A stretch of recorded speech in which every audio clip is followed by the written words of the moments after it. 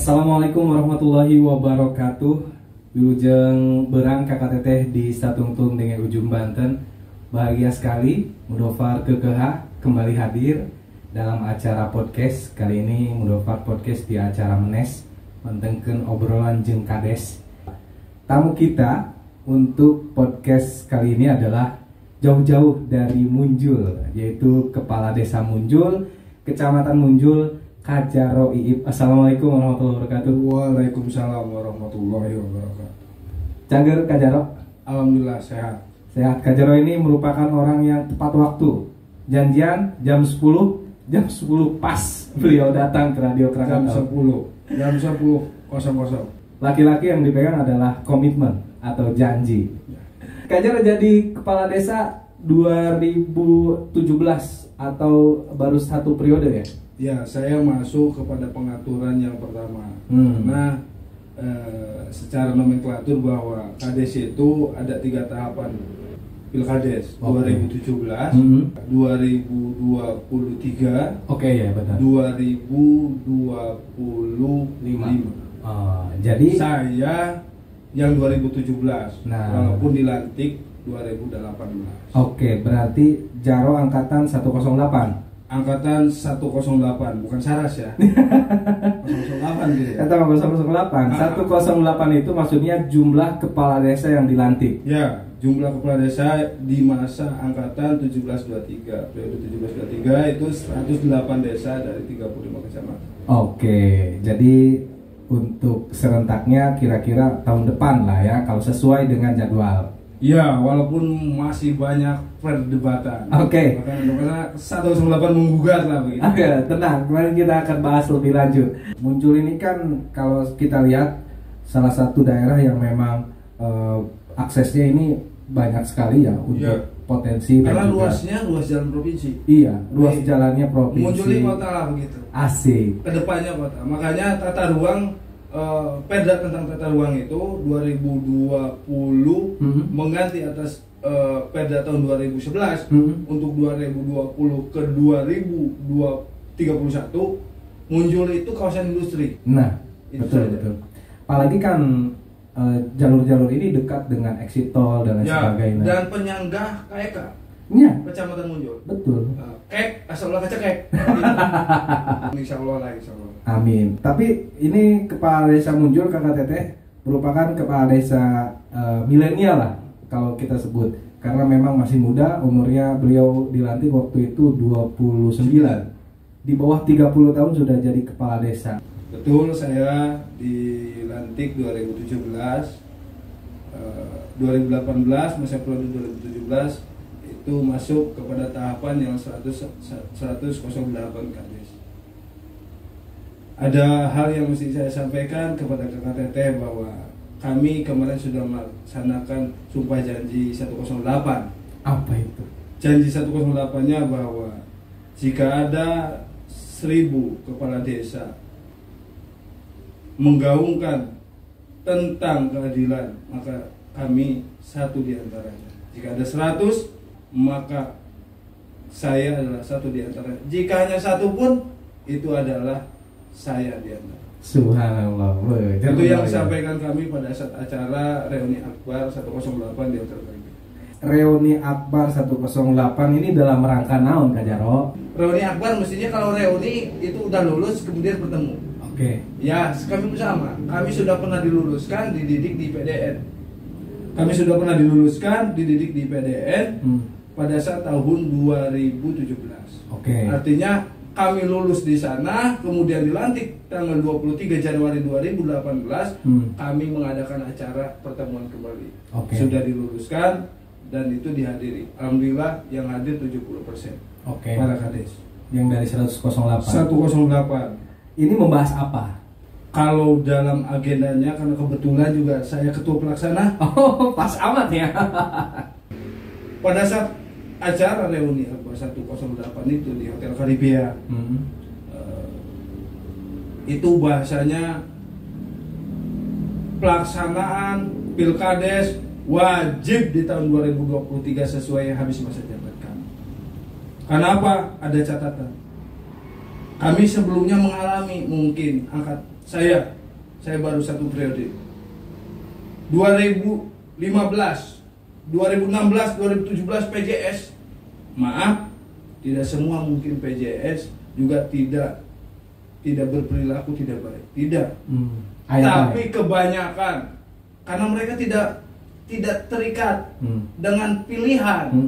Artinya sah-sah saja mau membangun mau tidak. Apakah hal ini akan terjadi kembali?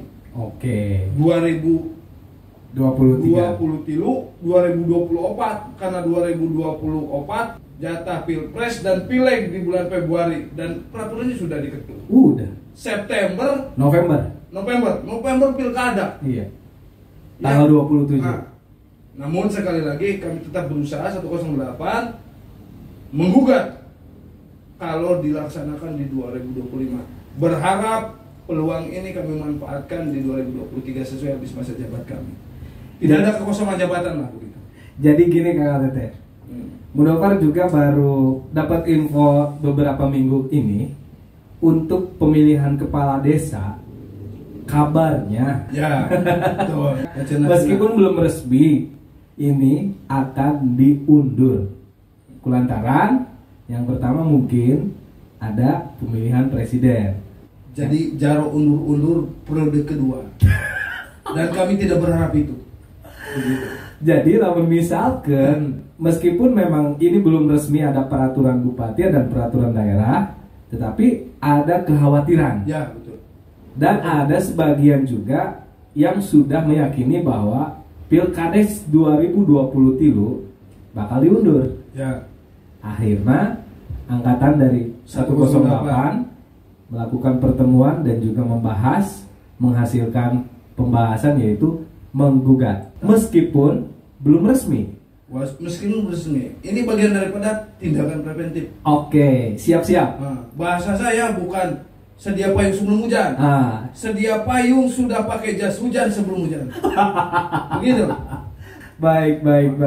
Jadi informasinya memang masih simpang siur, tetapi kalau dari rekan-rekan kepala desa khususnya angkatan 108 semua setuju 2023 harus. Bahkan karena kebetulan saya juga tadi disampaikan ketua pelaksana dalam kegiatan itu, insya Allah di hari Sabtu mewakili atas nama minimal satu kecamatan satu orang. Kades yang mewakili masing-masing kecamatan, yang Kades 108 berikut juga bersama Abdesi, Kabupaten, para Nusantara itu akan membahas keterkaitan mengenai materi nota kesepahaman Kades 108 yang akan dibawa kepada penyelenggara pemerintah, dalam ini adalah Ibu Bupati. Dan itu ditandatangani, distempel oleh 108. Baik. Minimal udah ada obrolan baik sih kaitan dengan ayah wacana dimundurkan atau tidak. Karena juga kita juga normatif ya, memandangkan sebuah persoalan bahwa 2024 itu ada pilkada, ada pilpres. Di mana undang-undang mengatur 6 bulan sebelumnya tidak boleh ada kegiatan apapun. Betul. Bahkan tahapannya udah mulai dari tahun 2022. Milih bupati bulan November gitu. Ketahanan anggaran juga kami sadari. Akhirnya ya. Terkecuali 108 benar-benar udah untuk kegiatan Pilkades di 2023, karena itu pun dilindungi oleh undang-undang. Tahapan itu ada sebelum ke 2025 opsi yang terakhir itu juga udah. Kalau benar ada klausul yang mengatakan dana desa, tapi jingus pakai Pilkades bela. Oke. Itu bila perlu. Namun sekali lagi ada Perpres 104. Emang apa hubungannya? Duit dana desa dikucurkan ku negara, ku APBN. 40% BLT. 20% sandang pangan. Ketahanan, ketapang. 8% Covid. Penanganan Covid. Iya kira-kira encan mikirnya gaji RT RW 5. Lamun dikadinyakeun, bea. Nombok. Namun bila perlu, kalau emang 108 berharap itu RT di harewosan, RW di harewosan, ulah bukan gajian tapi jimah. Gitu. Tapi kan nggak semua desa mau RT RW-nya model gitu model. sigana ya RT mau buka lurah ya. RT RW buka lurah.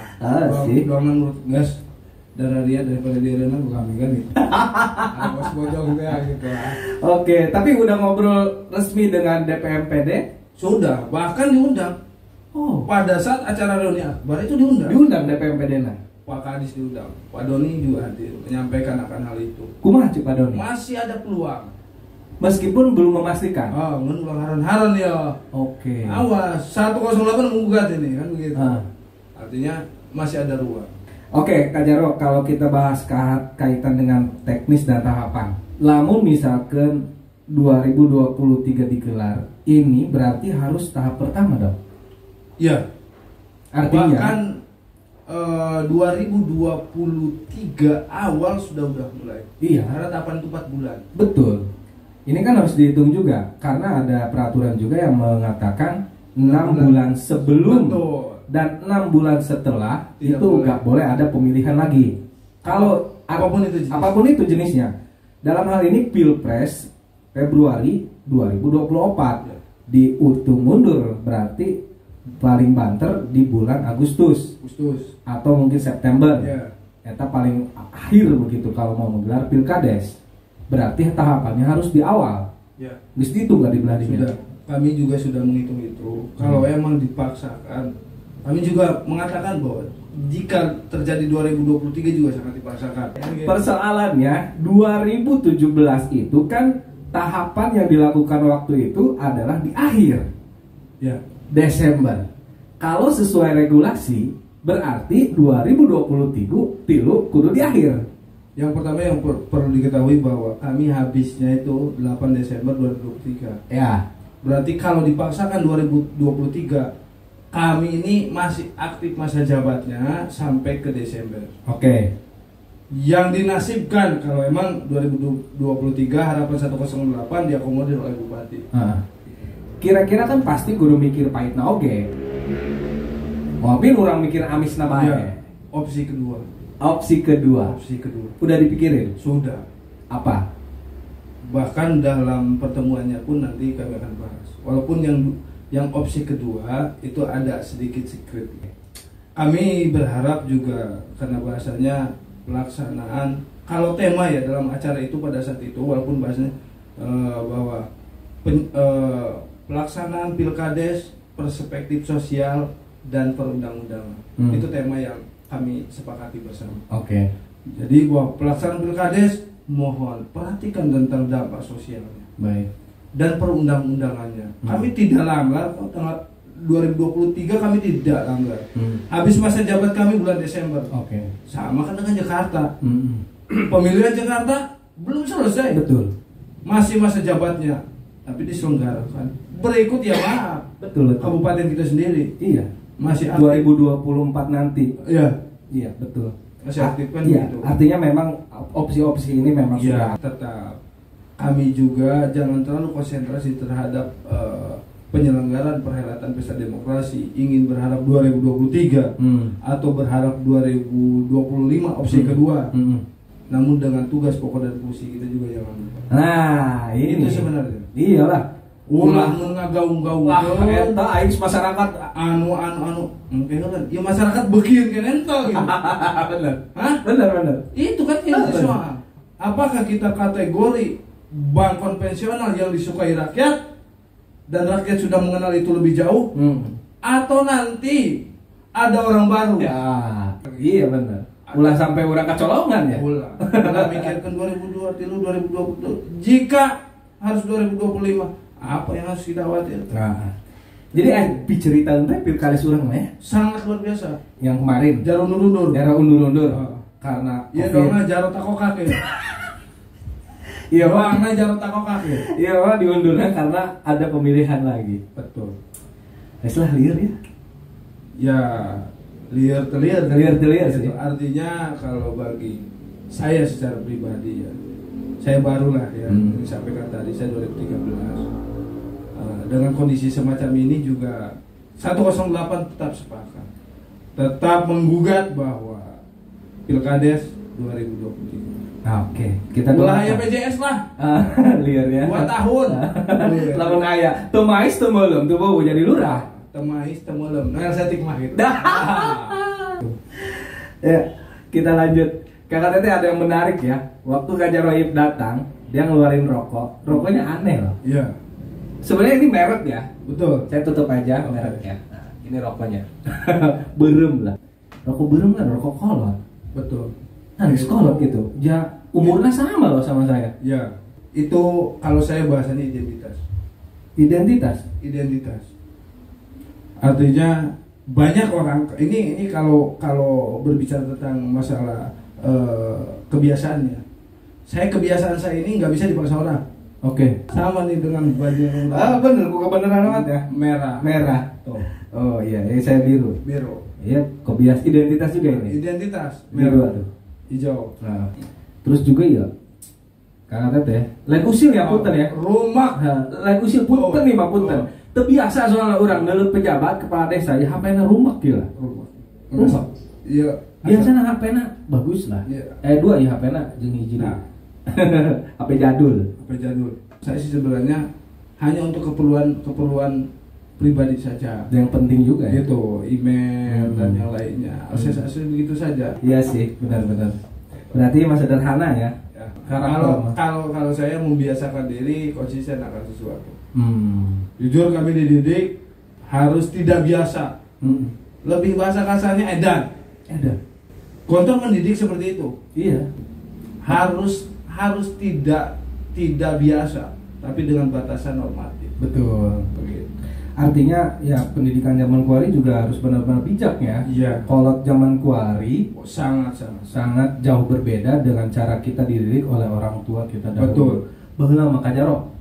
Jam 5 geus titah di imah, titah mandi, laju geus kitu ka masjid. Nya kuari mah magrib arek peuting narongkrong bae. Bahkan kami kades sebenarnya juga beda sedikit saja dengan bapak kayak kita, bapak polisi begitu. Tugas kami, iya, pelayanan, pengayoman, benar, pelindungan, pembinaan. Yang kelima yang kami tidak punya kewenangan, penegakan hukum. Ulah, dasar nage. Kan gitu. Iya. Bisi pensiun, benar. Bisi pensiun lain. Penegakan hukum. Nah tugasnya. Artinya polisi. Hal semacam gitu saja juga kami harus lakukan dari pelayanannya, pembinaan, pengayoman dan yang lain. Iya. Tugas jaro cenah ge mun hayang jadi abdi negara jeung pelayan masyarakat itu jadi jaro bae. Ya. Memang benar tanya. Hayang bae nyaho eusian alam dunia jadi lurah. Hayang bae geus nyahona eusina alam dunia jadi lurah. Kabeh aya di dieu. Toke pae aya dibejakeun. Kucing pae dibejakeun. Parah kajaro payahna istri rek lahiran. Nyieuna gitu bebejak urang. Rek naon. Artinya ya emang benar bahwa kepala desa ini apa yang disampaikan beberapa dewan pusat yang mengatakan mesti ada uang operasionalnya. Benar. Kalau tidak ada uang yang non operasional kami operasionalkan. Non bae. Pada akhirnya aya kunjungan jaro nu pae 10 kilo. Hajatan 10 kilo. Di mana gaji buludan? Gaji 2,5 juta geus dipotong ku bank. Kan gitu. Bang Nani ya. Terus kira-kira apa yang harus dilakukan Jaro ya untuk bisa membuat desa maju? Pertama tatanan pemerintahan. Makanya amanatnya itu penyelenggaraan pemerintah. Di situ ada pelayanan dasar kelima, pelaksanaan pembangunan, pembinaan kemasyarakatan dan pemberdayaan.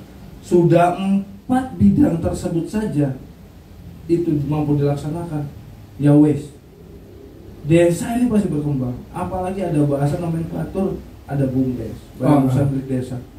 Orang sudah dari BUMDes menghasilkan mampu mendorong kemandiriannya desa. Makanya tahapan saya ya, ini tahun keempat lah ya menjabat. Tahun pertama itu adalah pembuatan kantor desa, fasilitas yang memang itu ada untuk pelayanan, pelayanan publik. Kemudian kita juga memperbaiki pegawai-pegawainya. Tetap saja sumber pegawai juga mempengaruhi.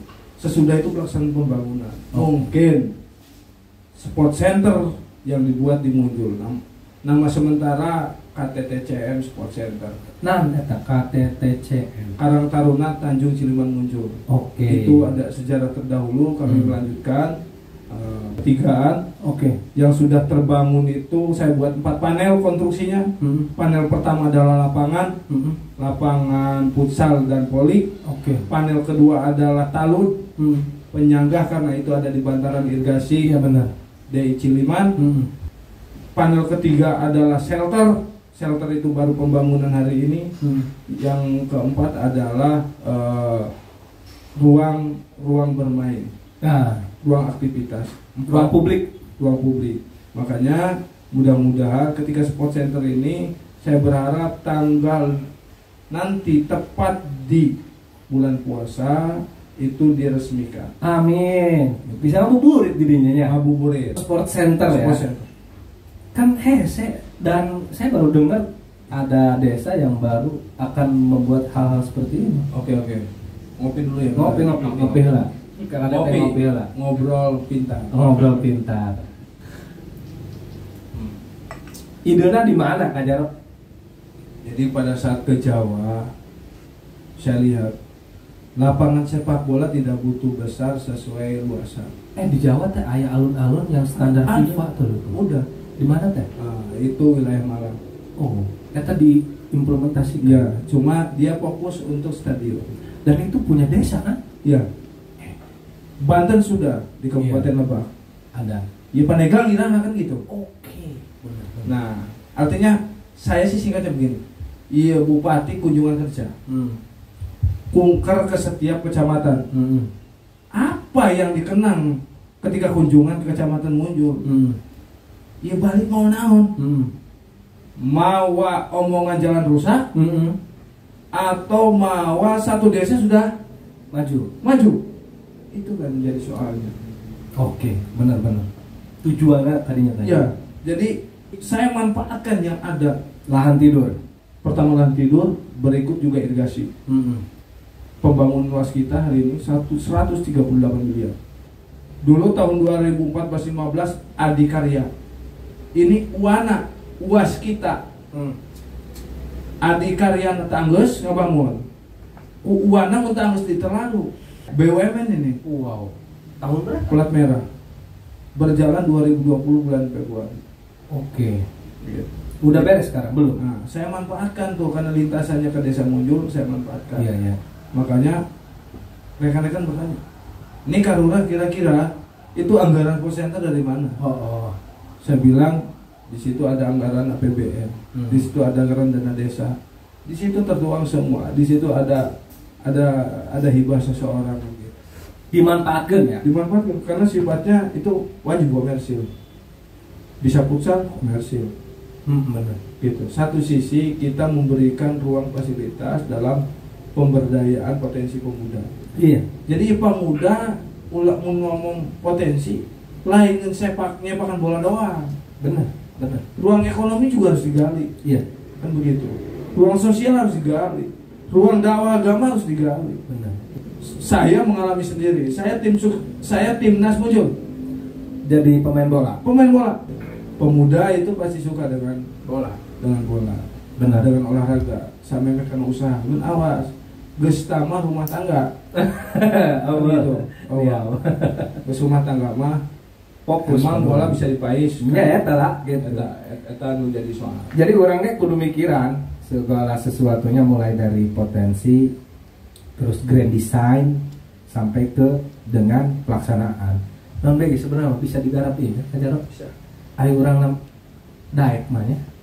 Kajaro ya lamun kasarna kan beberapa tadi teh tahapan ya. Ini tahun keempat sudah dilakukan.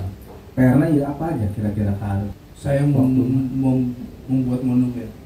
Yang namanya sifat monumen berarti infrastruktur yang nyata. Benar. Aset sifat. Pertama, walaupun itu fasilitas ruang penyelenggaraan pemerintah, saya buat balai desa. Monumental. Iyalah. Itu diprioritaskan. Kenang-kenangan loh. Saya buat lagi gedung UMKM 3 lantai dalam proses. Deh. Sudah dicor 3 lantai itu. 3 lantai. Sesudah itu saya buat support center. Oke. Artinya nanti kelak saya juga sudah tidak ada orang tenang itu. Iyalah. Benar.